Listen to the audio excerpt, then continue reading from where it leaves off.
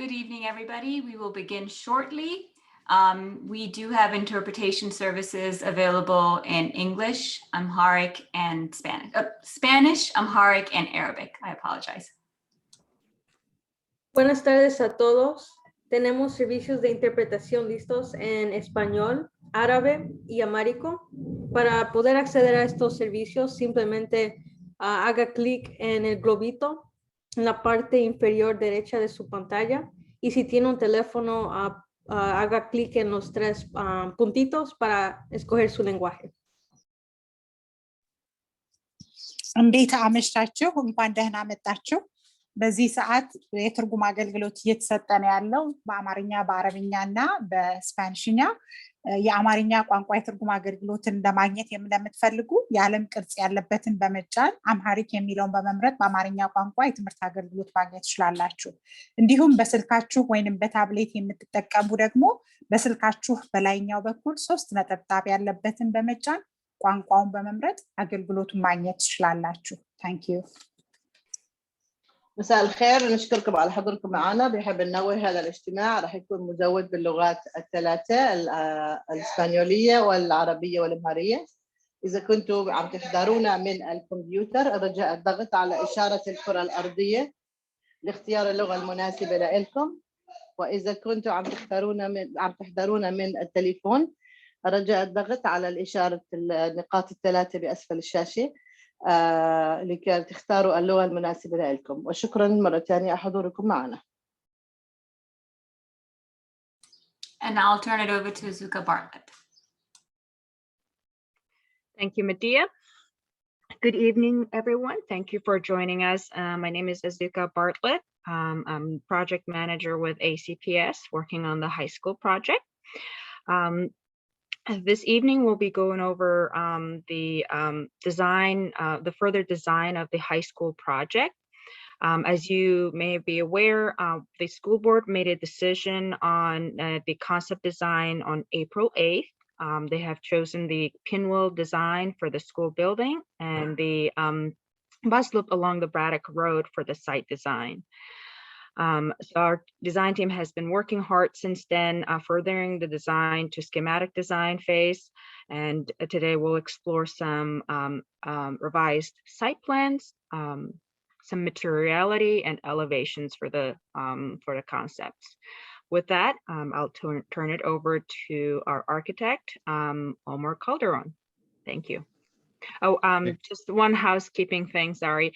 You can use the Q&A chat, Q&A feature to put your questions or comments. Please feel free to use them throughout the presentation as well as at the end of the presentation. Thank you. Okay, thank you, Ms. Bartlett.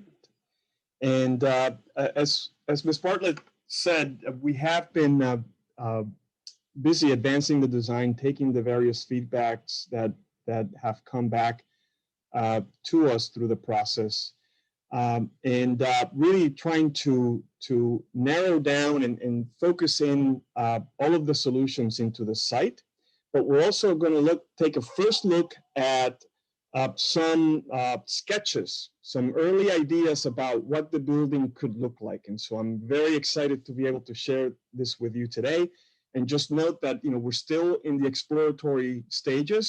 Right, so don't think that the process has ended. We're really beginning to look at materiality and colors and textures and so on. So I'll start here with the site because I think it's important to remember some of the choices that we've made to date. And so, as Ms. Bartlett said, the pinwheel design was the chosen design for the project.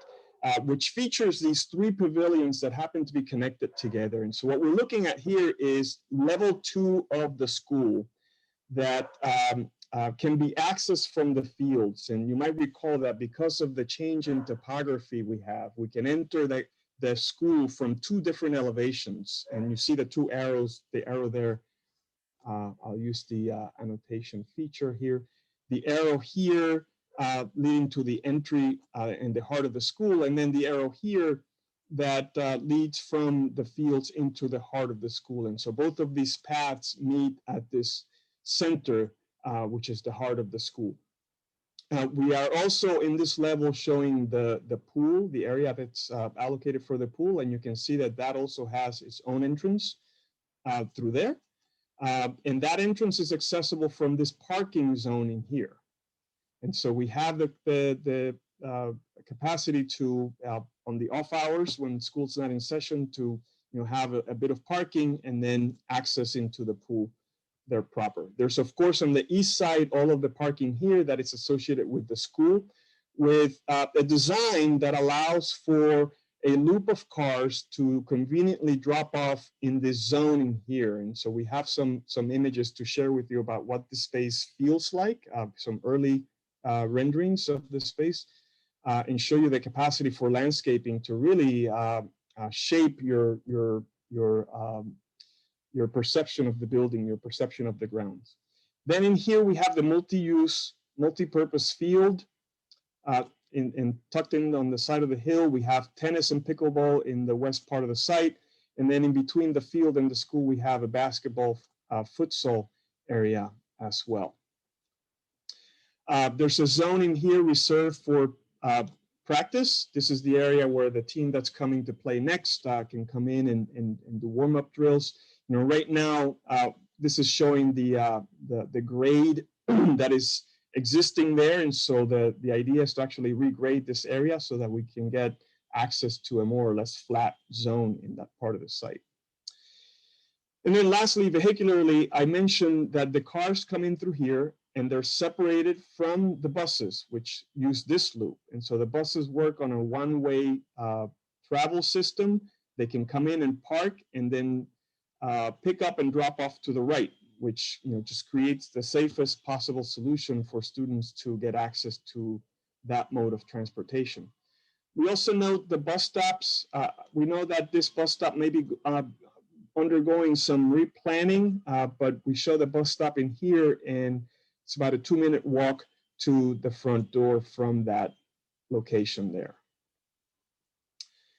Okay, so we can move on to the next slide and just show a bit of the massing. And I think that this helps us ground the conversation about the elevations and the envelope design if we have a little bit of an understanding of how the building was put together. And so I mentioned the massing is these 3 forms, which are shown in here as these sort of salmon color elements that are then intersected by a third thing, which is the heart of the school.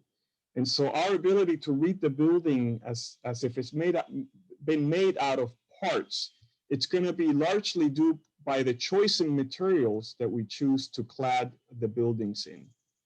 Okay, and so this is another view in here showing this is actually a previous iteration of this drop-off. We have now eliminated that drop-off there, just made it a little bit safer for vehicular access in and out of the site in this zone in here. So then down here is just an exploratory diagram showing how to maybe think about the building a little bit differently. That you start with a sort of a simple mass of volumes, which are the 3 pavilions. Those get shifted in opposite directions to create those outdoor spaces in between, but also the possibility for entry. And these volumes are such that they maximize daylight opportunities. So sun's coming in. We actually create big, long facades where classrooms can get the full benefit of the sun. And of course, the ones that are facing north don't have to deal with glare, but they get that nice diffuse light that we like so much in our learning spaces. And then the third transformation of this volume is inserting the public spaces of the building to create this heart of the school, which connects all 3 volumes together. And so that's the resulting form of the building. So we can go to the next slide. Now, we have been, as we thought about the elevations, very concerned, or maybe concerned is not the right word, but just preoccupied, let's say, with the design of the academic buildings as academic buildings. And I have this maybe aspiration that if this building confuses itself with a building that one may find at, say, a college campus, that confusion maybe is a good thing, that there's this aspirational quality for this place to be really a place for learners, and that the learners in this building are on their journey for this lifelong learning. So we looked at some campus buildings to see how they deal with the fact that they're very repetitive, right? That they're filled with classrooms. And so you notice things like Croon Hall in Yale University, where there's a lot of repetition, right? And in a way, the beauty of this building comes as a result of that, accepting that repetition. It's a 3-story building. It's actually a 4-story building. And the way that materiality is used in here is used in a way to reduce the scale of the building, from the 4 stories to the 3 stories that we see here. So that was kind of a useful example for us to consider. There's things like this building at the University of California, where it uses perhaps traditional materials, but perhaps in a more contemporary way, in the way that the building at the ends open up to create these portals and these windows that open up to views. And maybe as a kind of an alternative idea to the one that we just saw here, the way these windows are grouped together are really kind of meant or behave as if it was one unit. So on the one hand, we have a staccato of windows. On the other one, we have sort of a big window idea behind all of this. And then, of course, at Yale University, Sylvan Hall, which it's a modern building within the context of Gothic, collegiate Gothic architecture. And so what the architects elected to do here is utilize the same stone that it's used in the collegiate Gothic buildings, but perhaps in a slightly different, more rectilinear way. And you start to see the repetition in the bay windows in here that are, of course, in this case, have the solar shades right in front, articulating those facades. So that was a useful exercise. But we also asked ourselves, how can we begin to talk about an architecture that perhaps relates a little bit closer to home? What does this building perhaps have to do with the King Street campus, the counterpart to the campus here at Mini Howard? And then also, how does it relate to perhaps other buildings around town, and perhaps in Alexandria in particular? So we took a look at a few buildings. You can go to the next slide, please. Around town that, much less for what they look like, we were more interested in the choices of materials and the way the materials were being applied. And so we see things like the tobacco warehouses near the water, where the rusticated base of the building and the extent of that and how it matches over the top of the windows, and then you switch over to a secondary material on top. That seemed to be very interesting to us. Or say, the government buildings or City Hall even proper, where in this case, the idea is more about a foreground and a background. You have buildings that are maybe closer to the plaza or to the street, as the case may be, but then there may be more background elements to that building that can be simpler. So you could have perhaps a little bit more complexity in the front with simplicity in the background. So we noticed that as well of certain buildings in Alexandria. There's also the idea of a portico, right? And the idea that perhaps some buildings ascribe or prescribe their importance by having a larger scale element that you enter through. And can that be an element that we can maybe learn from? Or perhaps even some buildings that due to the flow of history, and please, I'm not a historian, but I've been told the stories about how these streets have developed over the centuries, decades. But in that process of erosion or realigning the street and dropping down the street, the foundations of certain buildings become exposed. And so that rubble-like quality at the base of the building and how that gives away to the top of the building became another topic of interest to us. And even down here with Christ Church, that maybe some buildings don't touch the street. They're actually set back from the street, creating yet another space in between the sidewalk and the building that in a way prepares you to enter the building. And so is that an aspect of an architecture that it's of this place that we can maybe learn from? And then we also look at the King Street campus and how the treatment of those columns around the media center, which is in my mind one of the really more important spaces in the school, has a primary sort of presence on the street, creating this kind of civic facade on King Street. So with that, we took a look at a couple of different palettes. And so later in the presentation, we're going to ask you about your insights and observations about these palettes. And so on the one hand, we have palette A, which suggests a building that is maybe primarily red brick, that it'll have some windows, right? So metal and glass, that perhaps has a base that is maybe stone. And the stone, we can talk about the variety of ways in which we can use stone. Perhaps, maybe more rubble-like, or perhaps maybe more dressed, more cut. I mean, I think this idea of using stone relative to the site and what we know about the history of the site being a farm, has some appeal in that, we're trying to ground the building in a way. And if you think about some of the athletic and recreation spaces needing walls, that perhaps those low walls can also be made out of a material like stone that can then be used in the school. So when we look at the site, we're looking at the whole thing. It's not just recreation and building, but it's building and the site as a whole. There's also going to be metal, and there's also going to be sunshades in a few key places, particularly in the south and the east and the west of the building. And then the PV arrays, which typically those get relegated to the roof of the building, but there's an opportunity here to explore how we might introduce solar panels on the facade of the building in a way that is integrated, that makes sense, and that maybe perhaps communicates something about the aspirations of this learning community and their desire for not only energy conservation, but also energy production on site. Palette B, think of palette B as, if we don't do red brick, let's do something other than red brick. And so we have allocated a kind of a panelized system in here that could be precast. It could be a different color of brick, just not red brick. So what we're saying here, what we're asking you to consider, is this building a red brick building primarily, or is it something other, right? And so that would be palette B. That palette would be maybe perhaps accompanied by a similar choice in how the building sits on the ground. And so we think that maybe if this material here, and I need to slow down for the interpreters, I realize, so my apologies, interpreters. I'm trying to, I'll slow down a little bit. It's to use warmer tones, perhaps for the stone as well.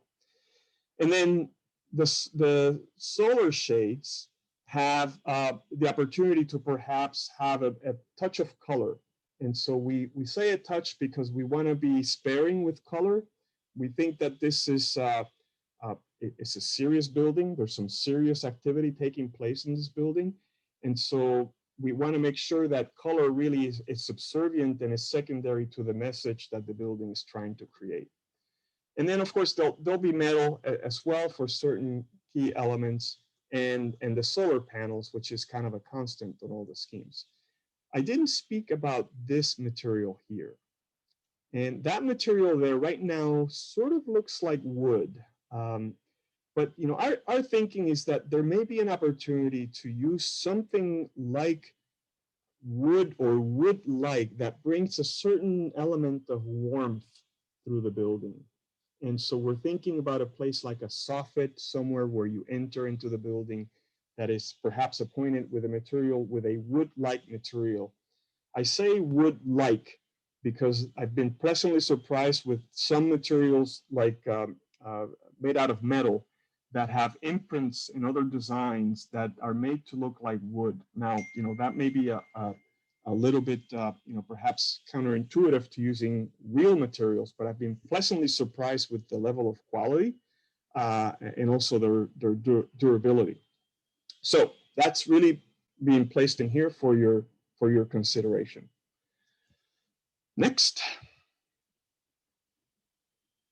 So let's get to the good stuff. So first impression in the sketch is beginning to put everything together. And when I say everything, I mean the building, but also the landscape in front. And so we have this reservation of space in front of the school where we can maybe provide for a bit of decompression space. We know what Braddock Road is like. We know that it has a higher level of complexity, that sometimes it's unforgiving of pedestrians. And so by setting the building back from the street, we have the ability to create a little green space in front that I like to call it sort of my decompression space. It prepares me to enter the school. And that landscape zone can be green, can have trees, and have a variety of places for students to gather before and after school. Then the building, in a way, recedes in the background. It's sort of background to that space in front. And we're showing here something that maybe has kind of a red tonality, suggesting maybe brick. But also notice how the building deliberately drops in scale from north to south. And so we go from what we have understood to be a 5-story building in the center of the site, dropping down to 4 stories, and then dropping down again to 3 stories, creating perhaps a greater sense of scale as you're coming up to the school, as the building gets closer to the street. If I can have the next slide, please.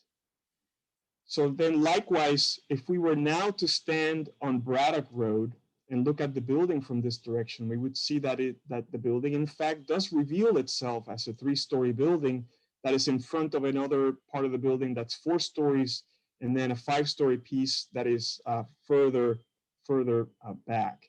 And just again, to make the point that landscaping and the tree program will play a role in how, in shaping our perception of the school. And then if you're a student that's being dropped off by car, you receive from this end of the building, in which, again, the building is framed by this alley of trees and a green zone that, again, serves as a point of decompression and a place perhaps even of refuge from the chaos that could be Braddock Road at some times. Next. So let's explore the material palettes in 2 different concepts. So palette A. Palette A. So this is our first impression of the building. So what we're seeing in here is the building as if you were standing on Braddock and a vehicular entrance to the parking zone. And so we're seeing a pedestrian walk along the front of the building that is protected from the road by an alley of trees, and then there's a wider sidewalk yet still, and then another zone of green beyond that, which is off the rendering. It's a brick building in this particular scenario with these brick columns that are then sitting on that stone base. And so the stone base in here encompasses the whole first floor, helping us sort of understand the building and reduce the scale as we go through. There's also this heightened eyebrow, which is at the 3rd floor, which again serves to kind of complete or finish the building, finish the scale of the building as it presents itself to the road, to the street. Next.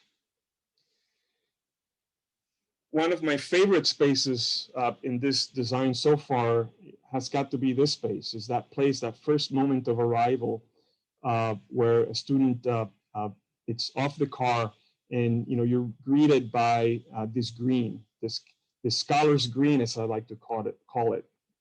There might be an opportunity to create very simple treatment of 3 steps. We like 3 steps because they're not a tripping hazard, but you can also sit on them. And so this is actually something that happens here along the east side of where all of the admin functions, which happen to be on the 1st floor, are located. So admin has a direct access, visual access to anybody that's coming and going through that front door. Next. If we now were to walk in front of the building, you see again that we reveal that the building is three stories at this point with the strong eyebrow impression, and these piers, which some have suggested look very familiar. They look like the piers that are in front perhaps of the media center at the King Street campus. So there's a bit of a dialogue that I think this building is wanting to or asking to have with the other building that's part of this extended campus idea. And then far beyond, we see the academic wing, which, if we remember the examples we were looking at before, needs to rely on repetition of windows, because we have a lot of repetitive spaces inside. We have a lot of classrooms that repeat themselves. So this is actually a device that it's used to be expressive of that idea. And then the base, again, that stone base of this wing as well, which is a consistent theme around the whole building. Next. Then if we were to now come from the field size, we see that the gymnasium and the pool, which happens to be on the first floor, reveals themselves as being of the same family as the academic buildings. Now they have to look a little bit different, because we have smaller spaces in here, we have big volumes in here. So they're always going to look a little bit different, but we would like, we aspire for them to be of the same family. So in the gymnasium, this is a topic that came out of conversations with the community, and it was actually pretty high up regarded by the community, is the idea of indoor-outdoor connectivity, increasing the opportunities for all of those spaces inside the school to be able to have direct visual access to the outdoors. And so we do that here in two very significant ways. So on the academic wing, we have classrooms spaces in here, but in the center of the corridor, where we have what we call the extended learning spaces, those spaces end in this vista, this big window that you can actually see out of and see through the site and into the fields in the foreground. And so that's a significant, very important feature of that. Likewise, on the gymnasium, we have these elements in here which are part of the vertical circulation. We need stairs and elevators and the like. And those have their own set of windows, but there's this big window that is featured in the gymnasium, which gives you direct visual access to the fields. And then lastly, if you were coming from the field side or the buses, you might be coming in between these two spaces. You can go to the next slide, Medea, please. Into this courtyard. And again, you see that the building reveals itself really as a three-story building in this case, by virtue of the topography as it's rising through the site. And so you would have here ample entry directly into the heart of the school, like I described on that very first site plan that I showed you. Also along this walk, we see that there's windows here, and these windows are strategically placed so that we let daylight into that pool space below. But you can also stand there and see some of the great activities the aquatics team is doing in that space. And then, of course, the big portal window in here leads directly from the big public spaces in the school, that heart of the school space, with direct views back out towards the fields. Next. So now let's explore those same 5 views, but perhaps with the palette B, the separate palette. And again, I remind you that we're doing this because we're in this exploratory stage. We haven't really settled on any materiality. We're looking for some feedback, whether it's really a red brick sort of palette material, or whether perhaps there's an opportunity here for a different kind of architecture. And so you see immediately that the tonality of the building is a little bit different, with the sand colored tone, more neutral tones. But still having this worn stone base, like we showed in the palette. And then the admin building, the entry pavilion, as I like to refer to it, is clad in a different materiality. This frame, this metal frame, kind of returns the corner in here.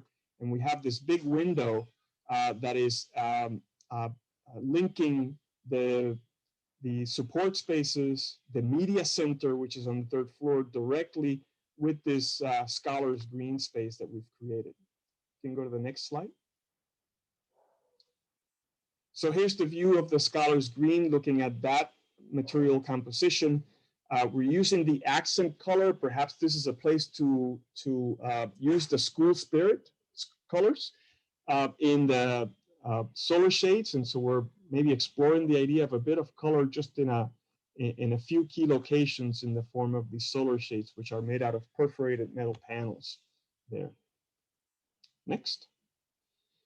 And then perhaps introducing the idea of the solar photovoltaic panel array and how we can amplify what's going to be already in the roof with additional panels. This is something that our engineers are helping us understand.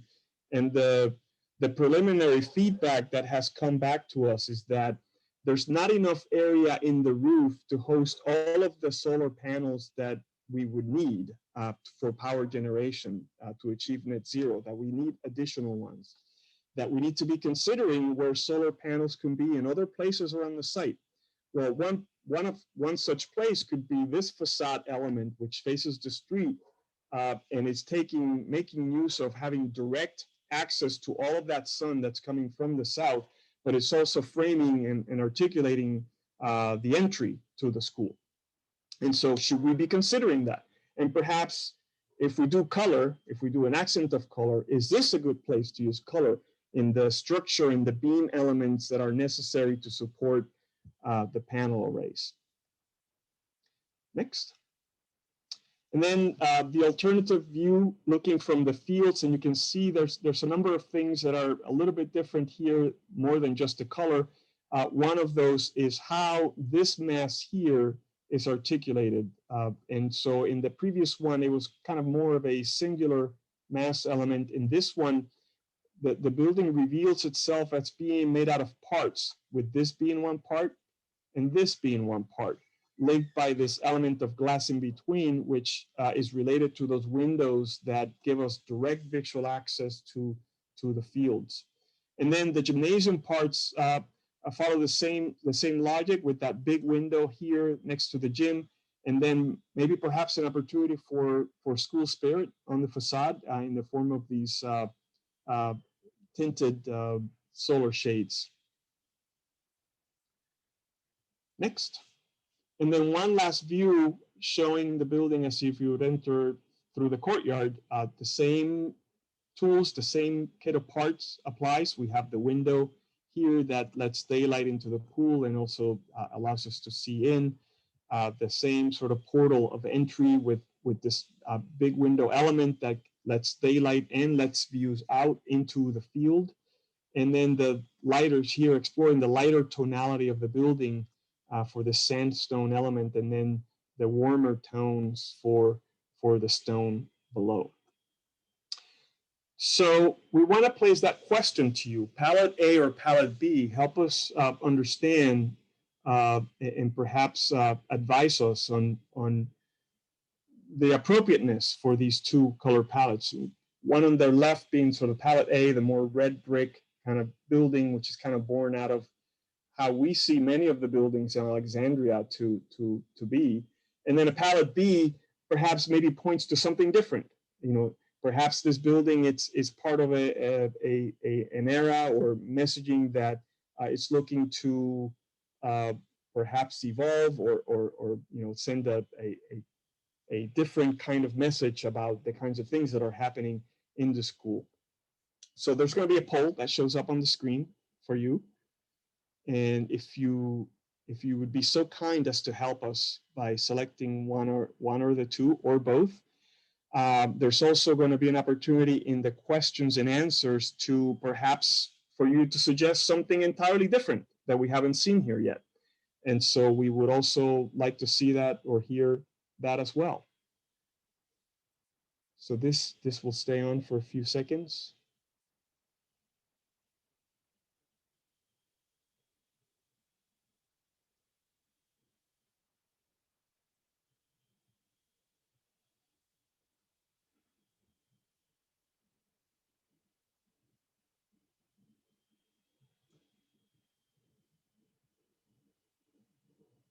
Okay.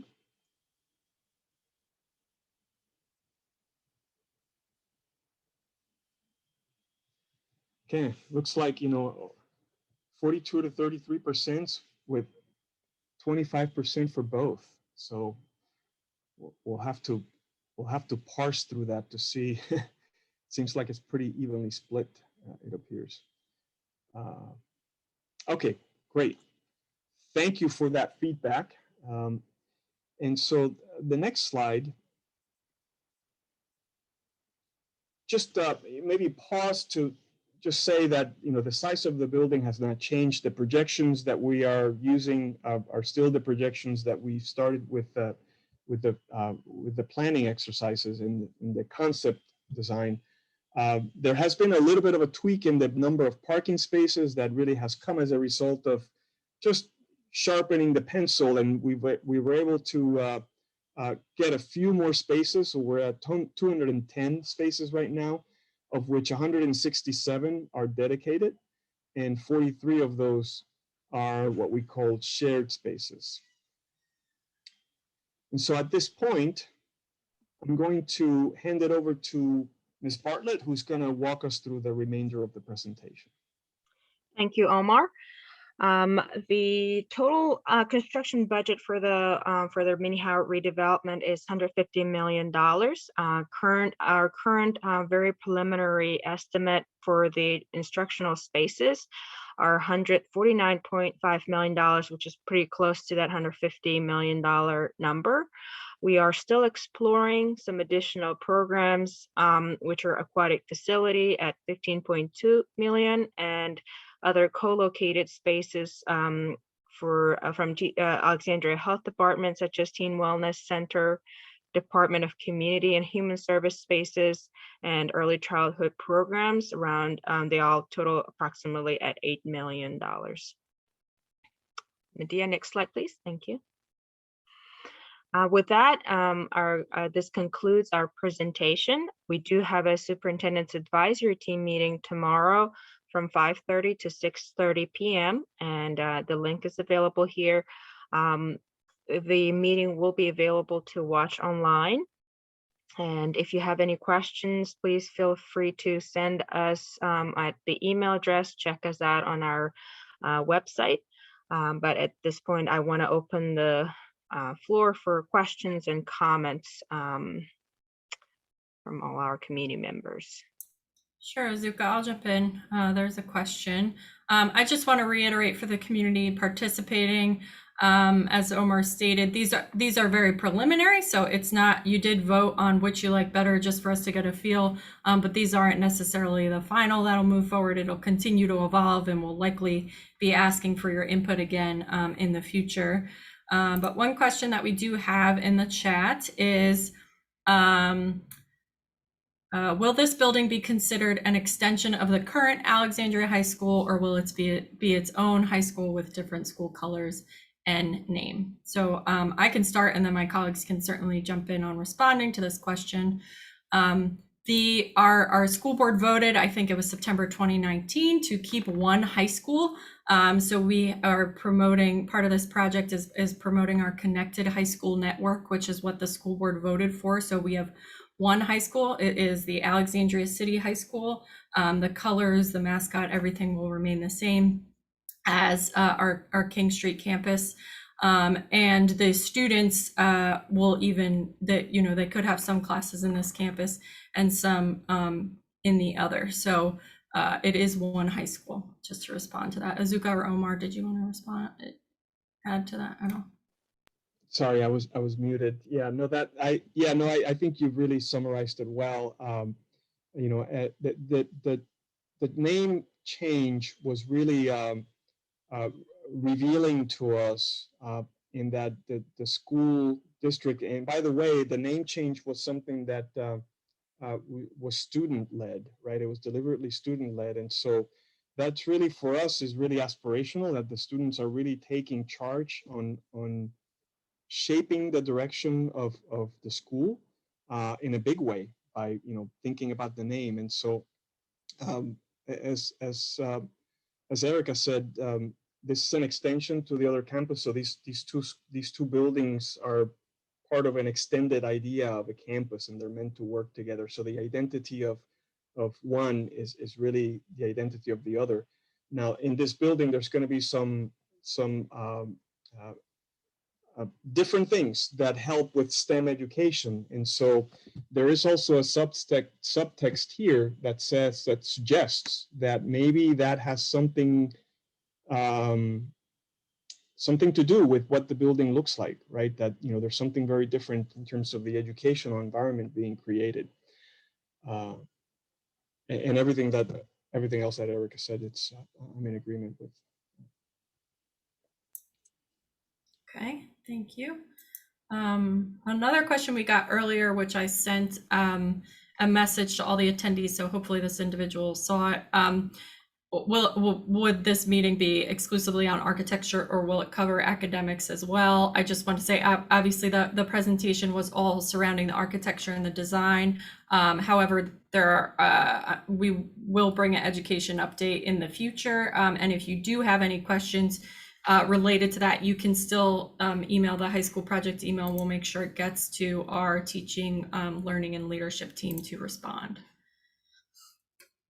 We received another question, which is what will be the student capacity? Azuka, you want to answer that? Sure, thank you, Erica. The student capacity for this building will be a minimum of 1,600 students.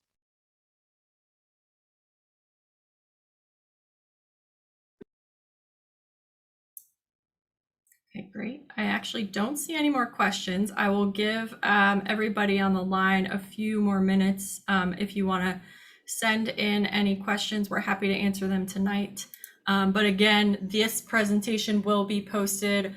The recording of this meeting will be posted on our website. It does take a little bit to get it captioned, but Erin Metcalf, you can correct me if I'm wrong. The actual PowerPoint can be posted tomorrow, though. Is that correct? Yes, that's correct. I'll have the PowerPoint up on the website tomorrow morning. Okay, great. So the PowerPoint will be up. Just give us some time to post the video in case you want to watch it. And again, the community is welcome to come to the advisory team meeting, which is tomorrow night.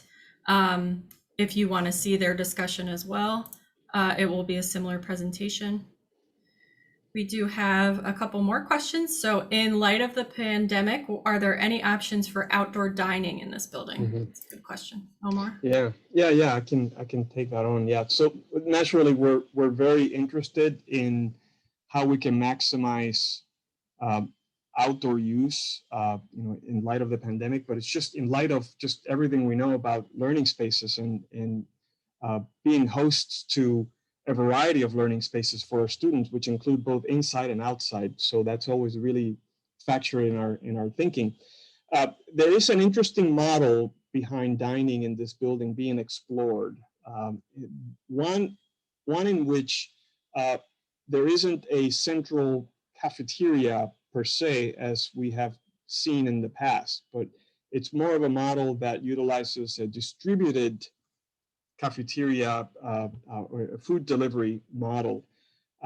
This is a school that is designed around the idea of small learning communities. That's a term that's been used before. It's another way of saying there's schools within a school. So there will be multiple dining venues for the students to choose from depending on where they are in the building. And operationally, I think I would like to ask that question of the educators, whether the outdoor spaces would be open for the students to use during lunch hour. There's an operational question that I really don't want to answer because it's really for the educators.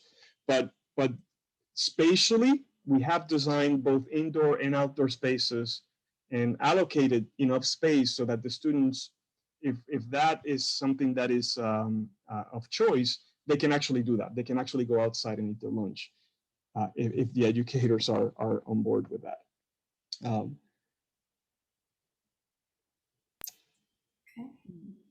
Okay. Yeah. Sorry, were you done? I was done, yeah. Okay, all right, great. Another question we have is based on the 1,600 students, how many classrooms and how many students per room? I don't know if we know that off the top of our heads. The students per room. And yeah. How many classrooms total? Oh, how many classrooms? Oh boy, there's maybe Andrea wants to take a stab at this question, but yeah. I can, Omar. Yeah, Hi, okay. this is Andrea. I think we were at approximately 55 classrooms, if I have that number correct. And that's gen ed, then there's a variety of other spaces like CTE, Yeah. special education, things like that. So Yeah, it's yeah, a that's right. varied Yeah. answer. Yeah, no, and I just wanted to maybe clarify that maybe the question, could be framed a little bit differently, because if we just give you the number of classrooms, that's not really painting the full picture or the full complement of spaces we have. As Andrea said, we have classrooms of different sizes, and we also have laboratories, right, where the students are going to be spending part of their day. We also have athletic facilities where students will be spending another part of their day. So you really have to talk about teaching stations where all of the students are going to be spending their time throughout the day. And I see that Sean O'Donnell has come off mute. Maybe he wants to. No? Okay. Yeah, if you can hear me. Yeah. Can you hear me, Omar? Yeah, okay. We can hear you. Yeah, I think you're exactly right. What we're trying to do is provide a variety of different places for teaching and learning to happen throughout the building. 55 plus or minus is the sort of typical standard classroom in the building, but we have bigger and smaller settings as well. So larger class labs and resource classrooms, science labs, CTE labs, and extended learning spaces to provide a variety of space.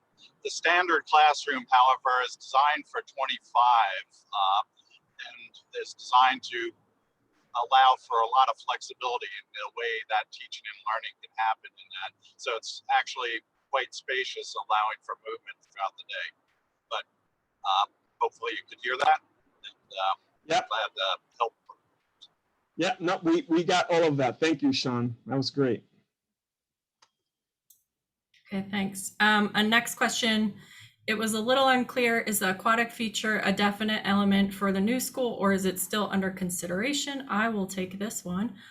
So the aquatic facility is not yet a definite element for the new school. It is not included in the city's budget for funding, and it's not currently included in our available funding for the school.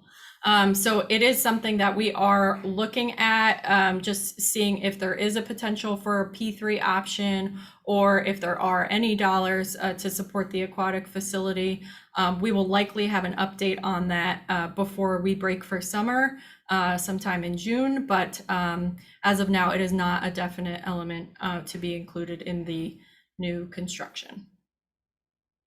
Did any of my teammates want to add anything? No, I think you got it, Erica. Okay. And just to clarify that a little bit more, maybe in the current design that Omar walked through, where the pool is currently shown, the gymnasium is above it. And so the design does allow for us, up until a point, allow for some flexibility for us to take that pool out if we need to in the next month or two. Another question we received: in looking at the plan, does the east side, and maybe can we pull up the drawing, the site plan? In looking at the plan, does the east side parking area abut the tennis courts? And will the actual school building carry over into the current field? Omar, you want to take that? Yeah, so I had to reread this question a few times. So the east side parking area abut the tennis courts, and will the actual school building carry over into the current field? So I think the question, well, and one of the things we've been talking about internally is flipping the practice field and the tennis field, right? And then it might be closer to that east parking. That Erica, this is Jack with the city. I think the question is, will the new facility, in a sense, displace all of the outdoor current open space amenities, which would be the tennis and the field? And I think the answer to that is yes, that the entire site, in a sense, is being flipped. Okay, great. Thank you for that, Jack. Yes, now I understand the question. Yes. Yeah, one of the premises early in the planning that was established, and that actually was one of the drivers for this site being selected, is the fact that the school, the Minnie Howard building, sits there now roughly where the multi-purpose field is located. And the outdoor recreation space is on this part of the site. You probably, oh, you can't see my, sorry. This is the outdoor space here. The mini Howard building sits here. And in essence, this site was, among many other reasons, selected because we could actually flip the two. And by flipping, it basically means that you can build the new school building while you keep this one in operation. And that actually has some deep implications for cost, for operations. And the students don't have to go anywhere. They can stay in that building for the duration of the construction.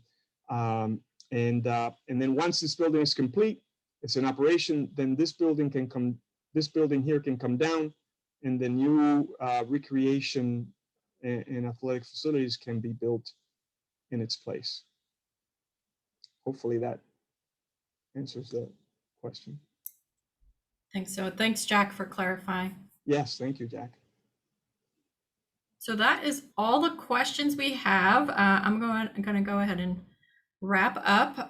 But again, please use our high school project email if you think of something later you want to share with us. That comes to the entire project team, so it's a great way to connect with us. And we'll also be coming back to you as we continue to develop the design, get more input from our advisory team tomorrow, as well as our staff and students. And we will be sure to be in touch. Anything else from any other members of the team?